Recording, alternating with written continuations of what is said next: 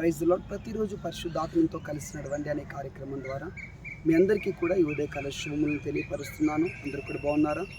మరి ఒక నూతనమైనటువంటి ఆశీర్వాదకరమైనటువంటి ఈ ఉదయాన్ని యేసుక్రీస్తు ప్రభువారు మనకు అనుగ్రహించి ఉన్నారు. అందును బట్టి ఆయన పరిశుద్ధమైన నామానికి మహిమ ఘనత ప్రభావములు కలుగునుగాక. మీ జీవితం అంతా, నీ కుటుంబ పరిస్థితి అంతా కూడా మిక్కుటమైన బాధ, గాయములు, వేదన, కన్నీరు, శ్రమతోనే ప్రయాణిస్తుందా? నా సమస్యకు ముగింపు లేదు, నా జీవితం ఈ కన్నీరిక ఆనందంగా ఎప్పుడు మారుతుందో అని చెప్పేసి నువ్వు అనుకుంటున్నావేమో. ప్రభు ఈరోజు వాగ్దానం ద్వారా నీతో మాట్లాడుతున్నాడు.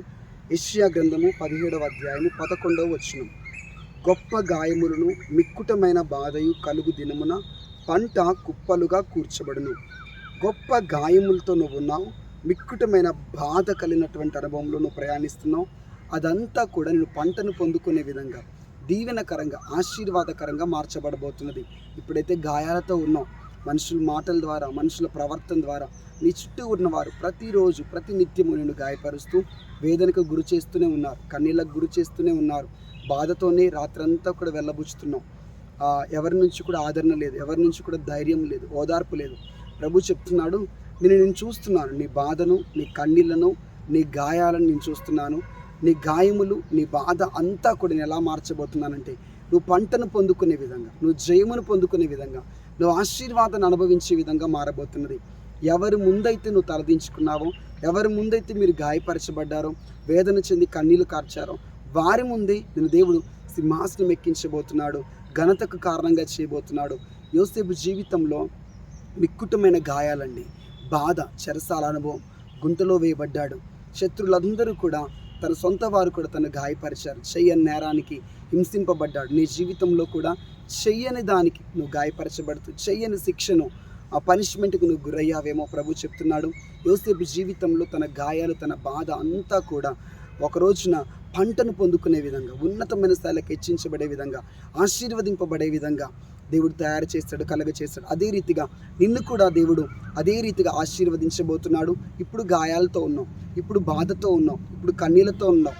ముందు రోజులలో నువ్వు పంటను పొందుకొనబోతున్నావు, ఘనతకరమైన స్థితిలోకి ఉండబోతున్నావు. నీ శత్రువులందరూ కూడా నీ కాళ్ళ దగ్గరికి వచ్చి మోకరించబోతున్నారు, నీ ఎదుటికి వచ్చి సాగిలపడబోతున్నారు. నీ ఘనతను నువ్వు గొప్పగా అలంకరింపబడినప్పుడు, గొప్పగా నువ్వు ఉన్నతమైన స్థితిలోనికి ఆశీర్వదింపబడి హెచ్చింపబడినప్పుడు వారందరూ నీ దగ్గరికి వచ్చి సహాయమును పొందబోతున్నారు, నీ దగ్గర నుంచి మేలును పొందుకొనబోతున్నారు. అట్టి విధంగా దేవుడు నీ యొక్క గాయములను, బాధనంతటిని కూడా పంటను పొందుకునే విధంగా ఆశీర్వాదకరంగా మార్చివేయునుగాక. ఆమేన్. కళ్ళు మూసుకున్నామా? మీ అందరి కొరకు ప్రార్థించబోతున్నాను. యేసుక్రీస్తు ప్రభువా, ఈ రోజున అద్భుతంగా మీరు మాతో ప్రవచనాత్మకంగా మాట్లాడేందుకు వందనములు. ప్రతి గాయం, నీ బిడ్డలు అనుభవిస్తున్న ప్రతి పోరాటం, ప్రతి బాధ, ప్రతి వేదన, గాయం అంతా కూడా పంటను పొందుకునే విధంగా, గొప్ప పంట సమకూర్చబడే విధంగా, దీవెన, ఆశీర్వాదం, అభివృద్ధి పొందుకునే విధంగా మార్చమని ప్రార్థిస్తున్నాను. నీ చెయ్యిని ఆ వేదనలో, ఆ కన్నీరులో వారికి తోడుగా ఉంచండి నాయన. వారు ప్రయాణిస్తున్న ప్రతి ప్రయాణంలో, ఏ శ్రమ మార్గం గుండా, ఏ అగ్నిజ్వాల గుండా, ఏ జలముల గుండా వారు ప్రయాణిస్తున్నారు, ఏ కన్నీటి లోయ గుండా ప్రయాణిస్తున్నారు, ఏ గాఢాంధకారపు లోయ గుండా ప్రయాణిస్తున్నారు, దయచేసి వారికి మీరు తోడుగా ఉండండి, కాపుదల అనుగ్రహించండి, క్షేమమును కలగచేయండి అయ్యా తండ్రి. ప్రతిదీ కూడా దీవెనకరంగా మారిపోవాలి, ప్రతిదీ కూడా ఆశీర్వాదకరంగా మార్చబడాలి, ప్రతిదీ కూడా మేలుకరంగా మార్చబడాలి. నీ ఆదరణ ఈ గాయాల సమయంలో, ఈ బాధ వేదన సమయంలో వారికి అనుగ్రహించి, ఆదరించి ధైర్యపరచమని ఈరోజంతా కూడా ఈ వాక్యం విన్న ప్రతి బిడ్డలకు నీ పరిశుద్ధాత్మ నడిపింపును అనుగ్రహించండి, క్షేమము కలగచేసి దీవించమని యేసు నామంలో ప్రార్థిస్తుంటున్నాం తండ్రి. ఆమేన్. God bless you. Praise the Lord. నీ గాయములు, నీ బాధ, నీ వేదనంతా కూడా దేవుడు ఆశీర్వాదకరంగా, దీవెనకరంగా, ఘనతకరంగా మార్చివేయబోతున్నాడు. Praise the Lord. God bless you.